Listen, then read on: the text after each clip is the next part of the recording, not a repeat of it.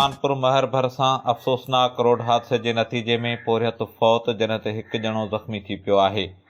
जरवार link road ते खजी picket वटि तेज़ रफ़्तार ट्रैक्टर ट्राली ऐं मोटरसाइकिल में टक्कर थी पियो, जंहिं जे नतीजे में मोटरसाइकिल सवार पोरियत हादी बख़्श पुट नज़र हुसैन आलमाणी थॾे ते फ़ौत थी वियो, जॾहिं त अफ़सोसनाक हादसे में हिकु ॼणो हकीम आलमाणी ज़ख़्मी थी पियो।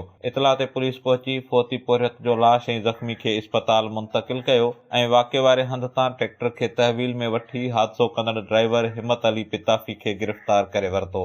ॿुधायो वञे थो त फ़ौती ऐं ज़ख़्मी पोरियत ठिकराठो में मज़दूरी करण लाइ घरां वञी रहिया हुआ त रस्ते में सणन अफ़सोसनाक हादसो पेश आयो। फ़ौती पोरियत जो लाश इस्पताल में ज़रूरी कार्रवाई खां पोइ वारसनि हवाले कयो वियो। मढ़ पहुचण ते संदसि घर में कोहराम मची वियो। अज़ीम सियाल, HSTV न्यूज़, कानपुर महर।